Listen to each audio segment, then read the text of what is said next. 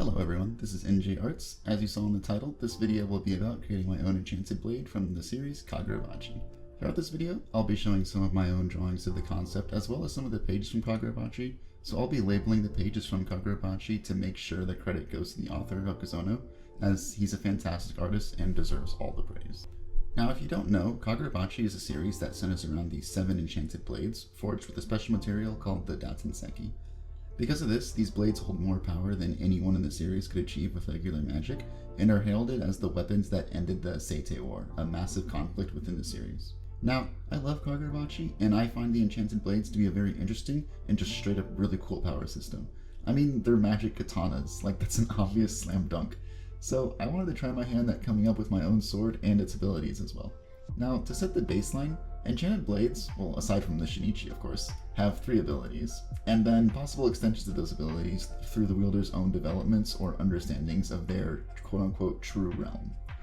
For example, one of the blade's Toemune's 3 abilities are Crow, which allows for the user to teleport to any of the dancing feathers it releases, and then Owl, which the user uses to monitor areas as wide as Japan, and Suzaku, which can heal the user and others with the flames of the phoenix.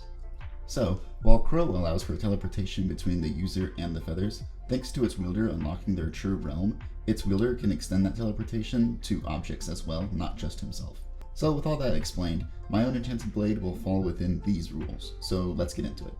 To start off with the name of my enchanted blade, the swords in Kagurabachi have Japanese names that have meanings themed around the blades. And I'm not Japanese, and I'm not going to pretend that I have a strong enough grasp on the language and meaning behind the words and phrases, so I'll just simply call my blade something like Sun God, or even Apollo if you wanted to get more specific, as I've modeled these abilities around that theme. The appearance of Sun God is a normal katana with a golden blade and a golden guard, while the handle is a more duller gold, almost like this brownish color. The guard itself is shaped like a harp, as a symbol of Apollo, who is also the god of music. And I went with this design because Apollo is meant to be beautiful, so a shining gold blade felt appropriate for that theme, and the harp was a fun symbol to use that wasn't just something explicitly like the sun. Now, onto the first ability, I call it Shine. This simply emanates a blinding light from the blade and a piercing noise that's meant to disorient and concuss those around. And these effects are not felt by the user. This ability is obviously meant to mimic the light of the sun, and I decided to add sound as well because, yes, the sun does make a sound. And also I felt the ability needed just a little bit more for it to feel like something that would feel really impressive. I figure for the true realm of this ability, maybe the user is able to choose specific targets for the effect so that any allies on the field would remain unaffected as well. Now, the next ability I have is called Gaze, which grants the user the ability to see the movements of their opponent before they happen. I think this ability should have a time limit, as they can activate it for a few seconds and see as much as they want to view, but then however much into the future they look into, that will extend the cooldown duration of the ability. I think for this ability's true realm, the user could give this vision to allies as well, or be able to see not just opponents' movements, but like the entire field and environment as well. I think that would be pretty good. This ability is themed as well from Apollo, directly being the god of prophecies, so it kind of plays into that being able to see into the future sort of thing. Now, the final ability will be the main offensive ability, and it's simply called Bow. With this ability, the user will point their sword and an arrow of light will fire at super high speeds and be able to pierce through anything. This ability will also have a cooldown period between uses, but the user can be very flexible with the arrow itself, being able to adjust the size and speed of it, and maybe even having it break into multiple smaller arrows upon being fired.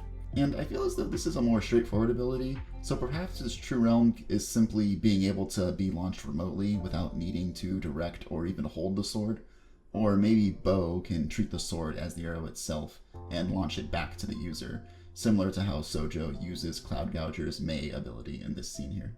This ability is tied to Apollo's archery as well, while also just being an attack of pure light at the end of the day, so it plays into that sun motif as well as the archery of Apollo. And that about concludes my own enchanted blade. I wanted to make something that felt on brand for the power of an enchanted blade, while also being more than just a make everything blow up and die weapon, and I'm pretty happy with how this came out. This was overall a fun creative exercise and something I'll definitely be doing again. So if you want to see more, subscribe to the channel and follow my socials for more of my art. And also just comment about anything you'd like to see me make or talk about. Oh, and also definitely read Kagurabachi. It's probably one of the best series in Jump right now, and if you haven't read it yet, you're really missing out. And as always, thank you for watching, and I'll see you in the next one.